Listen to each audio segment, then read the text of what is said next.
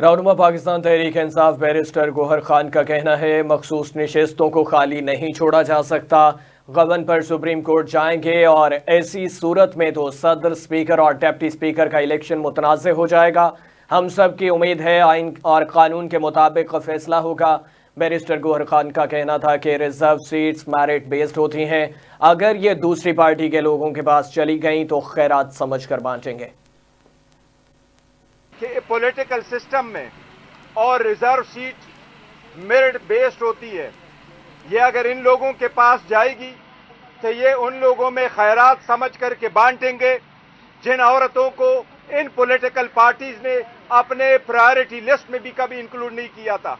یہ کس priority list کی بات کر رہے ہیں؟ ان کی جتنی پرائرٹی لسٹ اٹھا لے، یہ خیرات میں یہ مانتے ہوئے ان لوگوں کے دیں جن عورتوں کو انہوں نے اس کا ورت نہیں سمجھا کہ ان کو پرائرٹی لسٹ میں دے۔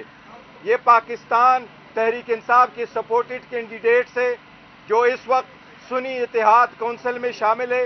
سنی اتحاد کونسل کو یہ سیٹیں ملے گی تو انشاءاللہ تعالی خان صاحب کے ویژن کے مطابق یہ ان کمیٹڈ ورکروں کو ملے گی، کمیٹڈ ورکروں کو۔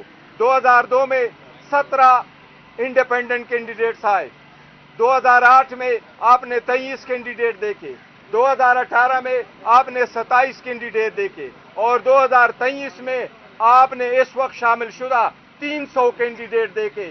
یہ صرف اور صرف اس غلامی نامنظور کی وجہ سے ہیں۔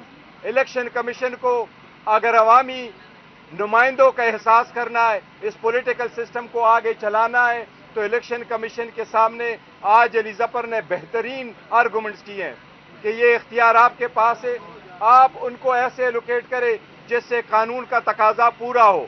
اگر پروویژن اس میں موجود ہے آپ ان کے، تو ایک بار پھر ہماری الیکشن کمیشن سے استدعا ہے کہ اسمبلی اس وقت پورا نہیں ہوتی جب تک ان کے سارے ممبران صاحبان موجود نہ ہو۔ لہذا آج ہی فیصلہ کر لے، ہماری سیٹ ہمیں ایلوکیٹ کر دے تاکہ ہماری کیس پہ جلد فیصلہ ہو اور ہماری اسمبلی بھی پورا ہو۔